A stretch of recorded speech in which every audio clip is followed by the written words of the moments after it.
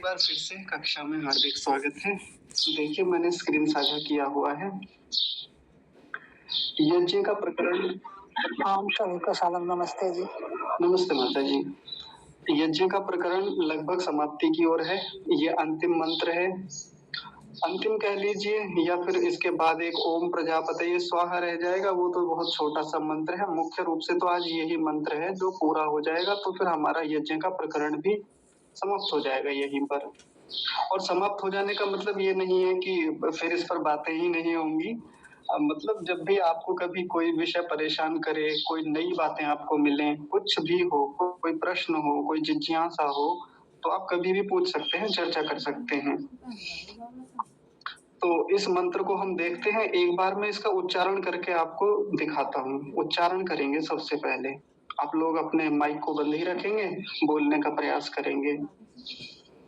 सुष्टकृदाहुति मंत्रः ओम यदस्य कर्मणोत्यधीर्चं यद्वा न्यूनमिहाकरम् अग्निष्टत् सुष्टकृत विद्यात् सर्वं सुष्टं सोहतं करोतु मे अग्नये सुष्टकृते सोहतहुते सर्वप्रायश्चित्ताहुतीनाम् कामानां समर्धयित्रे सर्वान्नः कामान् समर्धय स्वाहा इदमग्नये सुष्टकृते इदन्न मम। तो ये मंत्र है हमारा। मैं आपको एक छोटी सी बात बता देता हूँ पहले, जब हम आगे की चर्चा आरंभ करें उससे पहले। देखिए ये वाला जो शब्द है, ये आपको बड़ा वाला शब्द दिख रहा है ना। आज से कुछ साल पहले जब हम कभी घर पे यज्ञ करते थे, या मैं भी कहीं यज्ञ करने जाता था, या कहीं यज्ञ हो रहा होता था और मैं उसमें सम्मिलित होता था, तो एक समस्या होती थी कि किसी के साथ उच्चारण कभी इस मंत्र का मिल ही नहीं पाता था। कितना भी प्रयास कर ले, किसी व्यक्ति के साथ इसका उच्चारण मिला ही नहीं है कभी मेरा।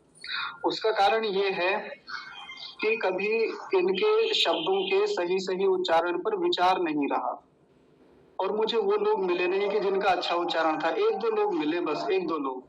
या बाद में फिर धीरे धीरे जैसे लोगों का उच्चारण शुद्ध कराना शुरू किया, उन्होंने स्वयं से किया, तो फिर धीरे धीरे उच्चारण मिलने लगा। फिर एक स्वर में, एक शैली में इन मंत्रों को हम मिलाकर बोलने लगे, एक श्रुति में। तो मैं आपसे भी निवेदन करूंगा कि ऐसे जो कठिन मंत्र हैं, जिनका उच्चारण थोड़ा सा जटिल होता है किन्हीं स्थानों पर, उनका अभ्यास बार बार करें। नहीं तो यहाँ ऐसी समस्याएं होती थी कि या तो मुझे चुप होना पड़ता था, या फिर मुझे ऊंचा स्वर करके इस शब्द को थोड़ा और सटीकता से बोलना होता था, जिससे सामने वाले को स्पष्टता हो। और हमें एक बात ध्यान रखनी चाहिए, जब हम कभी मंत्रों का उच्चारण किसी स्थान पर कर रहे हों, जब यज्ञ चल रहा हो या संध्या के मंत्रों, कुछ भी किसी भी प्रकार से मंत्रों का पाठ चल रहा हो, हमारा उच्चारण अशुद्ध हो, तो उस समय हमें अपना स्वर नीचा कर लेना चाहिए। और यदि हमें लगता है कि हमारा जो उच्चारण है शुद्ध है, तो हमें अपना स्वर ऊंचा रखना चाहिए। कम से कम वो लोग परेशान ना हो जिनका उच्चारण अच्छा है और वो मिलाना चाहते, मिल नहीं पाता वो उच्चारण, और फिर और बड़ा दोष होता है ऐसे समय में। ठीक है। और विशेषकर माताओं बहनों के लिए कहता हूँ मैं, उनको अपना स्वर नीचा रखना चाहिए अगर उच्चारण अशुद्ध है तो। ये बात मैं पता है क्यों कह रहा हूँ, क्योंकि स्त्रियों का जो स्वर होता है, जो परमात्मा ने उन्हें दिया, वो वैसे ही पहले से ही बहुत ऊंचा होता है। अब वो यदि अशुद्ध बोलेंगी ना, तो फिर जो बोलने वाले पुरुष हैं, भले ही वो शुद्ध बोले या अशुद्ध बोले, तो वो मिला ही नहीं पाते कभी उनसे। इसलिए हमारे सबके उच्चारण एक जैसे हों, समान मन वाले हों, समान विचार वाले हों। जैसा पिछली कक्षा में चर्चा हुई, तो हमारा उच्चारण भी समान हो, ऐसा हम प्रयास करेंगे। तो आइए मंत्र के अर्थ पर हम लोग चर्चा कर रहे थे। कहाँ तक हो गया था? यहाँ तक हो गया था, है ना, मई तक। हाँ जी, ठीक है।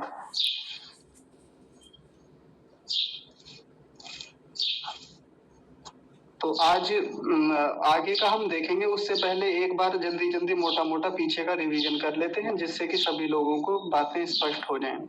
सबसे पहला शब्द देखा था यदस्य। यदस्य शब्द बनता है यत और अस्य से मिलके, यत अस्य। यत माने जो, अस्य माने इस, कर्मणः माने कर्म में, जो इस कर्म में अतिरिचम, अत्यरिचम को क्या बोला था? अति जमा अरिरिचम, जो अधिक हो गया है इस कर्म में, जो हमसे अधिक हो गया है या अत्याचार हो गया। अत्याचार को सब कल खोला था हमने, मतलब हमारी अज्ञानतावश जो हम करना चाहते थे वो नहीं हुआ और उससे हम अधिक कर बैठे, ये उसको अति अरिरिचम बोलते हैं, अत्यरिचम।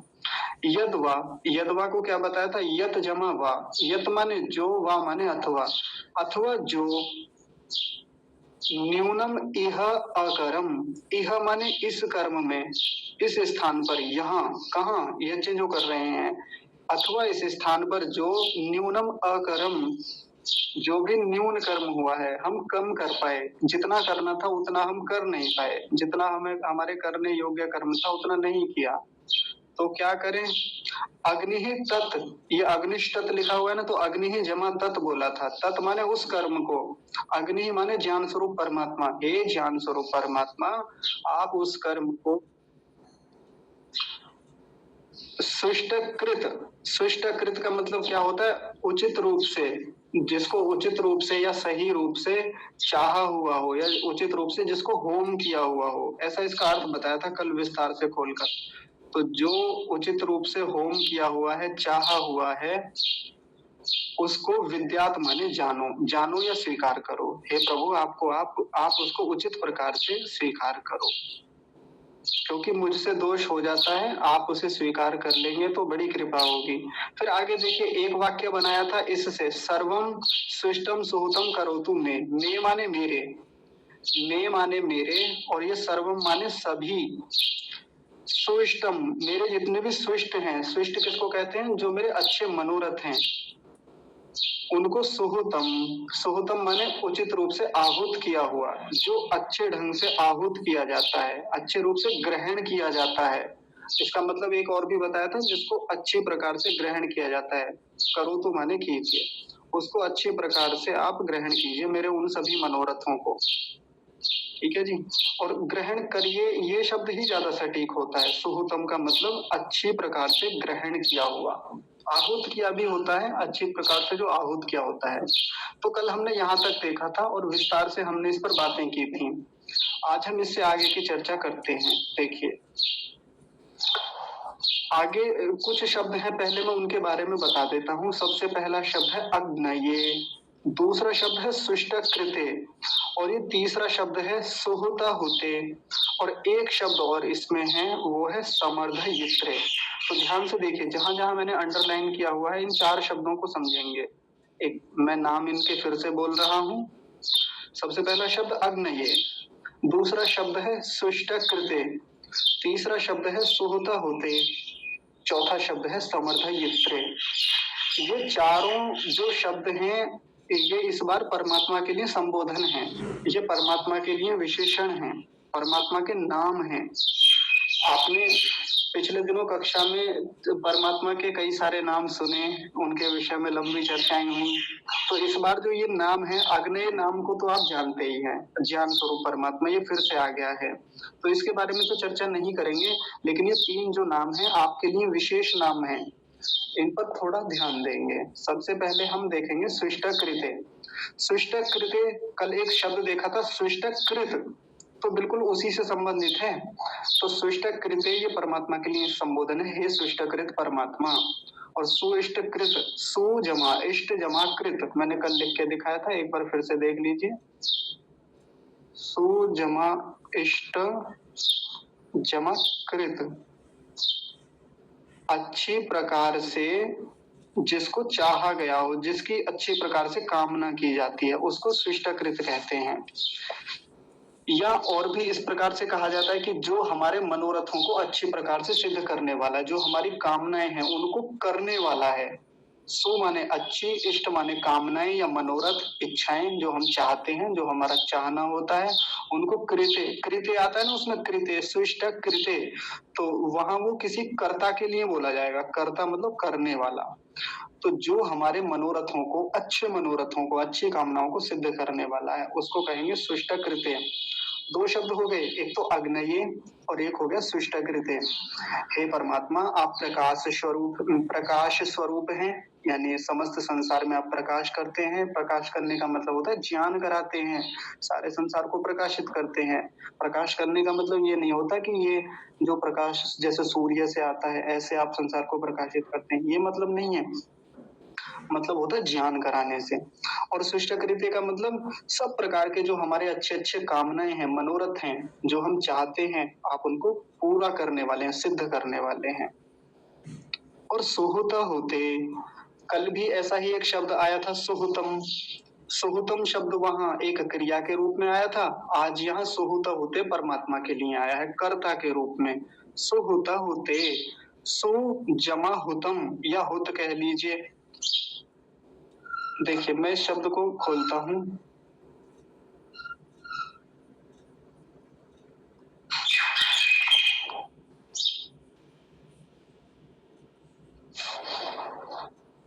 ऐसे ऐसे ही तो था सुहुत, कल जो था शब्द वो सुहुतम था, या सुहुतम कर लीजिए, इसको एक ही बात है सुहुतम। तो इसका तात्पर्य था कि जो अच्छी प्रकार से, हुत का मतलब क्या होता है, ग्रहण करने वाला, अच्छी प्रकार से देने वाला भी होता है और ग्रहण करने वाला भी। तो इस सुहुत हुतम का मतलब है एक तो हो गया आहुति देना भी होता है हुतम का, और इसमें साथ में एक शब्द और भी जुड़ा हुआ है हुते। तो जो जो अच्छी प्रकार से आहुतियां दी हुई हैं, उन आहुतियों को जो ग्रहण करने वाला है, अच्छी प्रकार से दी हुई आहुतियों को ग्रहण करने वाला। ठीक है, फिर से समझेंगे। सुहुता होते का मतलब अच्छी प्रकार से जो हमने आहुतियां दी हैं, अच्छी प्रकार से जो हमने सामग्रियों को तैयार किया, पूरे समर्पण भाव से जो हमने आहूत किया है यज्ञ में, आप उनको हुते हुते, हुतम शब्द का मतलब ग्रहण करना भी बताया था, तो आप उन्हें ग्रहण करने वाले हैं। ये कर्ता के सेंस में है, कर्ता के लिए कहा जा रहा है, यानी परमात्मा के लिए। तो तीसरा संबोधन ये हो गया परमात्मा के लिए। अब एक संबोधन और है, चौथा संबोधन, वो है समर्थ यित्रे। समर्थ यित्रे शब्द को ऐसे भी बदला जाता है समर्थ यिता। देखिए ऐसे भी लिख सकते हैं, मूल शब्द ये है समर्थ यिता, उसी से बना समर्थ यित्रे। अब समर्थ यिता का मतलब क्या होता है, पूर्ण करने वाला, पूर्ण करने वाला। क्या पूर्ण करने वाला, तो यदि इसके साथ एक शब्द और लगा लेंगे तो वो परमात्मा के लिए पूरा एक संबोधन बन जाएगा, और वो संबोधन बनेगा, देखिए, कामानाम समर्थयित्रे। कामानाम मतलब कामनाओं को पूरा करने, वो कामनाओं को पूरा करने वाला। ठीक है जी, समर्थयित्रे का मतलब पूरा करने वाला। आगे देखिए, अभी इस शब्द को छोड़ रहे हैं, आगे देखिए सर्वान्नः। सर्वान्नः मान, सर्वान्नः शब्द बना था दो शब्दों से मिलके, सर्वान जमा नह। मैं लिख के दिखाता हूँ, देखिए वाक्य की पूरी संरचना कैसे बनेगी वो बाद में फिर से देखेंगे, लेकिन अभी मोटा मोटा एक बार सभी शब्दों का अर्थ देख लीजिए। सर्वान जमा नह, सर्वान माने सभी, नह माने हमारी या हमारे, तो हमारी लेंगे यहाँ नह से।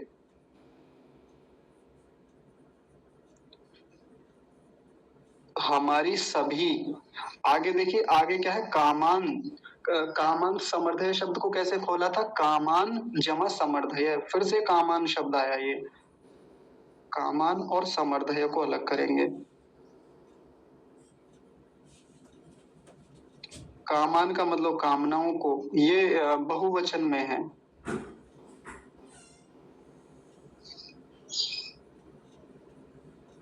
कामनाओं को, और समर्थय का मतलब होता है पूरा, या पूरा या मतलब पूर्ण कीजिए, पूरा कीजिए।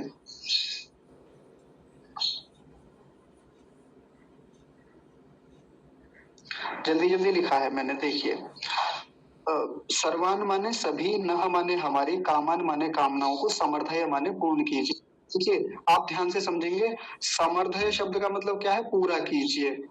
और समर्थ यित्रे जो आया था, समर्थ यित्रे या समर्थ यिता, समर्थ यिता, समर्थ यिता शब्द था कर्ता के लिए, यहाँ कर्ता है करने वाला, और समर्थय क्रिया है। यानी पूरा कीजिए। समर्थ माने पूरा कीजिए और समर्थ यित्र माने पूरा करने वाला। ठीक है जी। तो आप सभी प्रकार की कामना माने कामनाओं को, समर्थ यित्र माने पूर्ण करने वाले हैं। आप करता है, करने वाले हैं, कामनाओं को पूरा करने वाले हैं। तो सर्वान्न, नह माने हमारी, सर्व माने या सर्वान माने सभी, कामान माने कामनाओं को, समर्थ है माने पूर्ण कीजिए, पूरा कीजिए। तो आप हमारी सभी प्रकार की जो कामनाएं हैं उनको पूरा कीजिए। ये इसका तात्पर्य हुआ। फिर से समझिए, कितने संबोधन थे यहाँ पर परमात्मा के लिए? एक तो अग्नये, एक सृष्टकृते, एक सोहता होते और एक समर्थयित्र। मैं एक बार फिर से अंडरलाइन करता हूँ, ये वाले। हे प्रकाश स्वरूप परमात्मा, ये तो हो गया अग्नि का अर्थ। सृष्टकृते माने आप अच्छी प्रकार से मनोरथों को सिद्ध करने वाले हैं, जो हमारे अच्छे मनोरथ हैं। और सुहुता होते का मतलब जो अच्छी प्रकार से आहुतियां दी हुई हैं, आहूत किया हुआ है, उनको ग्रहण करने वाले हैं, इसलिए आप सुहुता हुत हैं। सुहुता हुत, इस शब्द को ऐसे भी लिख सकते हैं, सुहुता हुत को। देखिए, सुहुता हुत, ये भी परमात्मा के लिए एक संबोधन है, परमात्मा का एक प्रकार से विशेषण है। जो अच्छी प्रकार से आहूत किया हुआ है, प्रदान किया हुआ है, आप उसको ग्रहण करने वाले हैं। हुत माने ग्रहण करने वाले हैं। और कामनाम समर्दयित्रे, आप कामनाओं को पूर्ण करने वाले हैं। तो नह माने हमारी, सर्वान माने सभी, कामान माने कामनाओं को, समर्दय माने सिद्ध कीजिए। आप उनको सभी को सिद्ध कीजिए। चर्चा करेंगे अभी इस पर। अभी तो बस मोटा मोटा अर्थ ऐसे ही हमने देखा है। सर्व प्रायश्चित्ता होती नाम, एक शब्द बचा, सर्व प्रायश्चित्ता होती नाम।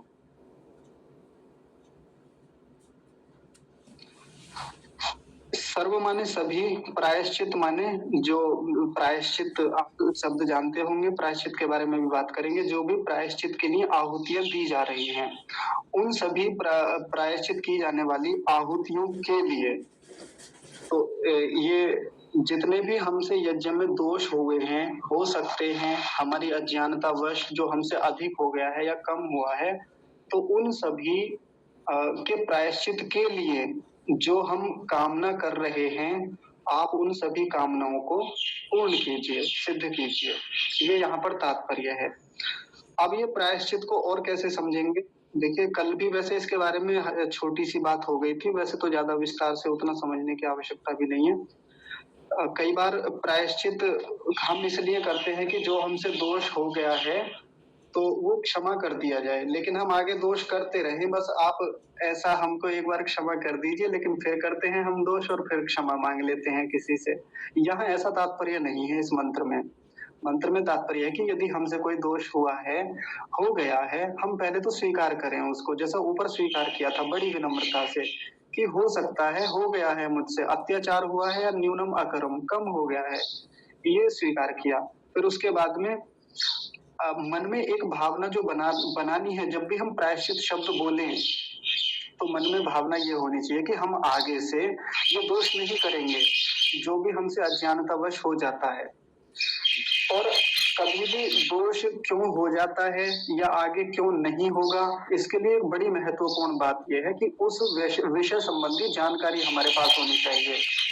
दोष तभी तो होता है जब हमें अज्ञानता होती है, जब हमको चीजों का पता नहीं होता है। मान लीजिए जो हम यज्ञ कर रहे हैं, जैसे पिछले दिनों कक्षा में चर्चा रही कि हमारी सामग्री जो है वो उचित प्रकार से संशोधित की होनी चाहिए।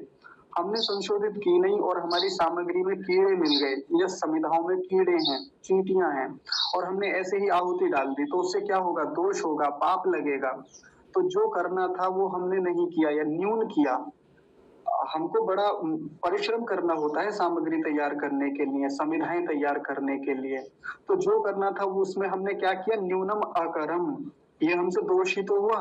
तो हम एक प्रकार से परमात्मा से यहाँ प्रायश्चित कर रहे हैं, परमात्मा के सम्मुख कि हे प्रभु, आप हम जो ये आहुति दे रहे हैं प्रायश्चित करने के लिए, सभी प्रकार के प्रायश्चित करने के लिए, आप इन प्रायश्चित को ध्यान में रखते हुए आप सभी प्रकार की कामनाओं को पूर्ण करने वाले हैं। आप सभी प्रकार की उत्तम क्रियाओं को, ये जो उत्तम आहुतियां मैं दे रहा हूँ, इनको स्वीकार करने वाले हैं, सिद्ध करने वाले हैं।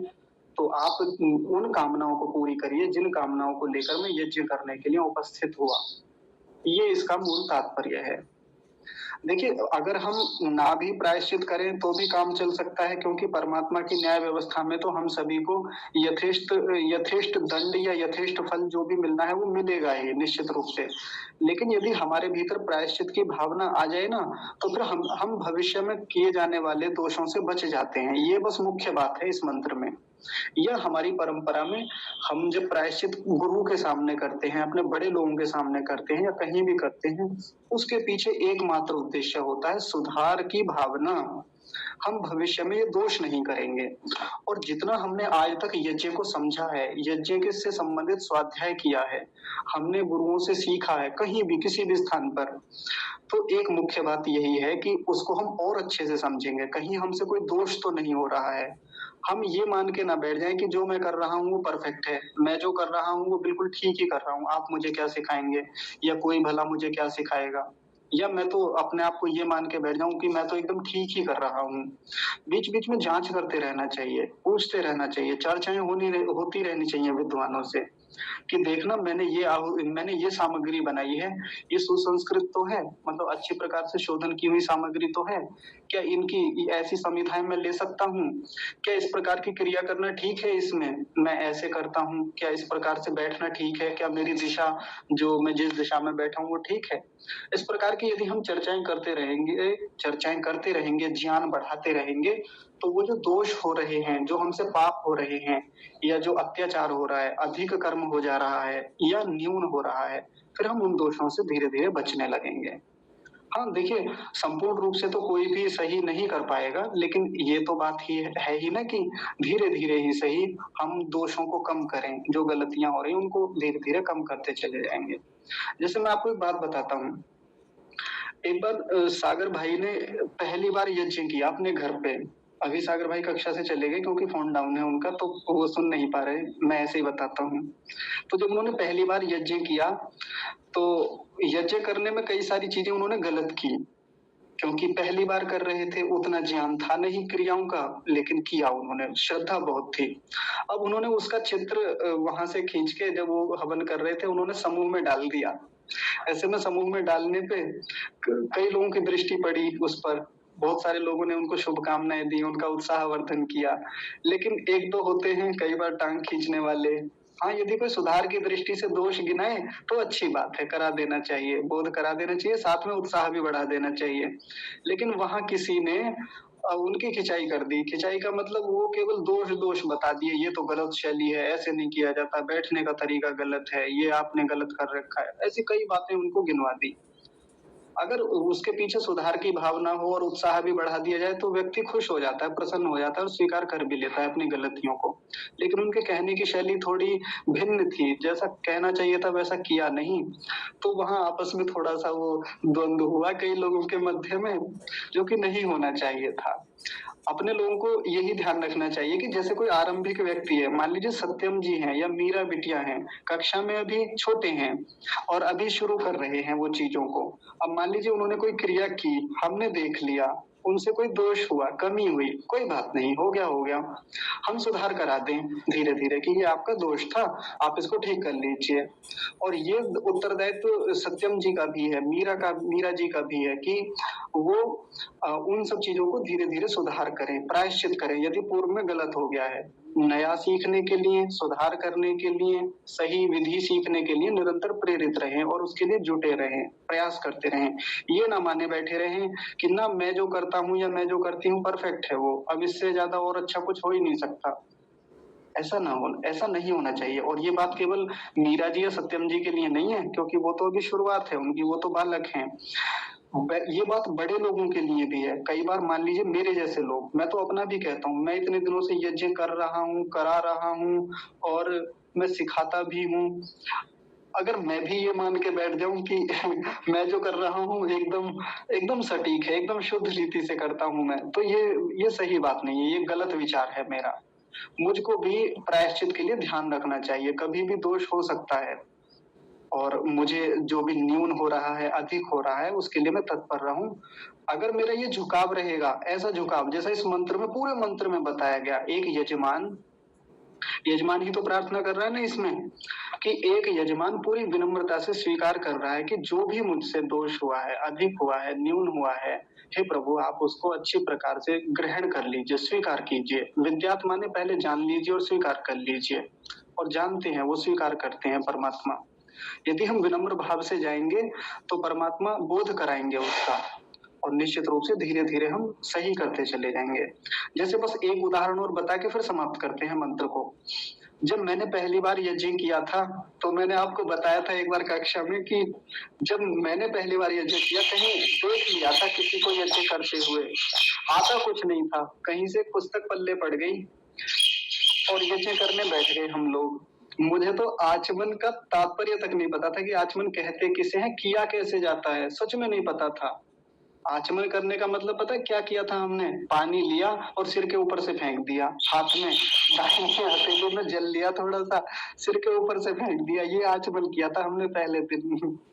और जैसे ये मंत्र है ना, यहाँ स्वाहा शब्द आया, एक आहुति तो हम यहाँ देते थे, और इदम अग्ने सृष्ट कृते इदम मम स्वाहा, इसके बाद भी एक आहुति देते थे हम।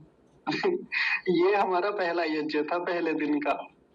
धीरे धीरे आगे बढ़ना शुरू किया और यज्ञ में जाने लगे, पुस्तक लेके बैठने लगे, बड़ा ध्यान देने लगे कि भाई ये कैसे करते हैं आचार्य जी। एक दीदी थी हमारे गांव में, वो जब यज्ञ करती थी तो हम देखते थे भाई ये कैसे करती हैं, कहाँ कहाँ कैसे स्वाहा बोला जाता है, कहाँ जल प्रसेचन किया जाएगा।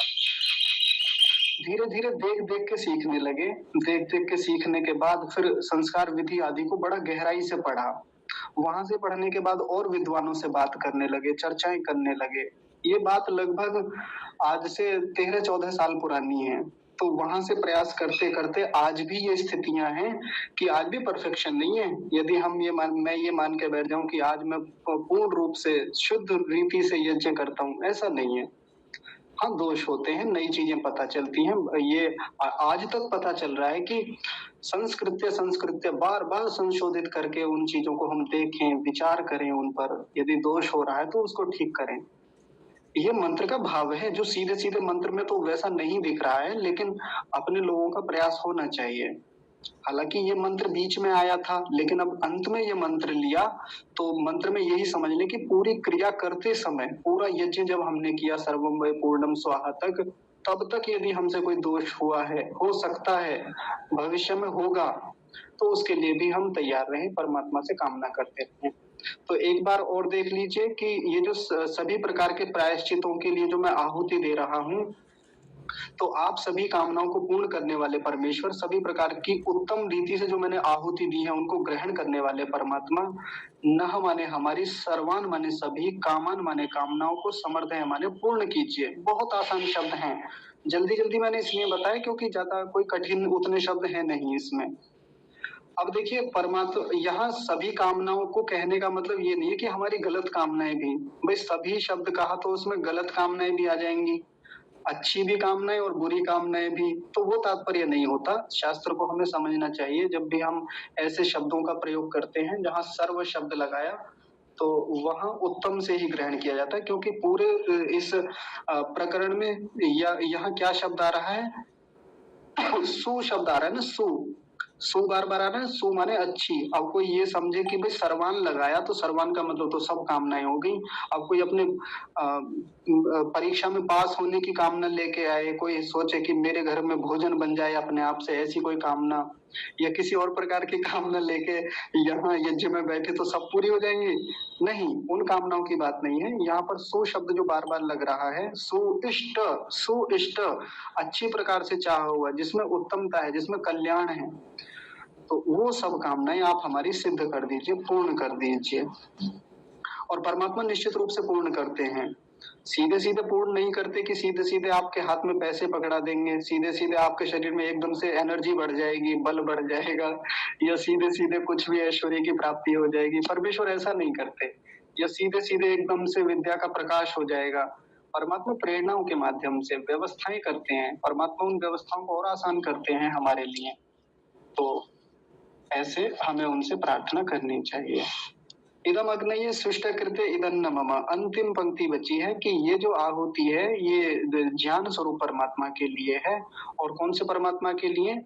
जो उत्तम मनोरथों को सिद्ध करने वाले हैं। सुइष्ट कृते, सु माने अच्छी प्रकार से, इष्ट माने चाहा हुआ या मनोरथ जो है, और उसको कृते माने सिद्ध करने वाले हैं। जो परमात्मा अच्छी कामनाओं को सिद्ध करने वाले हैं, ये आहुति उनके लिए है। और ये पदार्थ मेरा नहीं है जो मैंने हाथ में ले रखा है, घी नाम का पदार्थ। तो मंत्र पूरा हुआ। यदि इस मंत्र में से किसी को कुछ पूछना है, कोई बात हो तो आप बताइए। सौरभ जी, आपने हाथ खड़ा किया हुआ है, आप ही बताइए।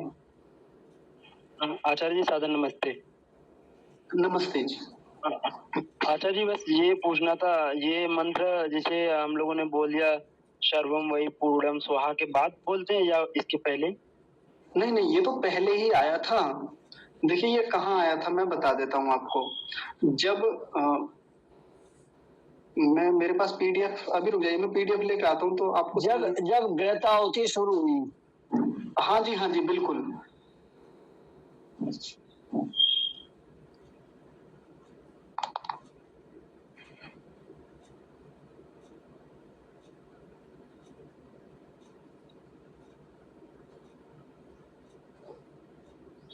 मैंने एक पीडीएफ बनाया था, मुझे ध्यान नहीं कहाँ है इस समय।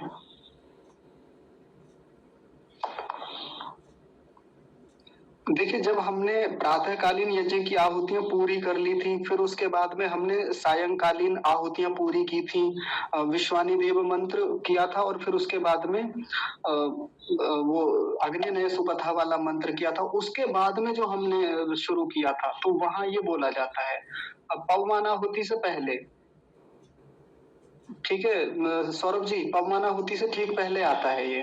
जी आचार्य जी ठीक। आचार्य जी एक चीज और, ये क्या पूछ रहा था मैं, भूल गया दिमाग से। हाँ जी,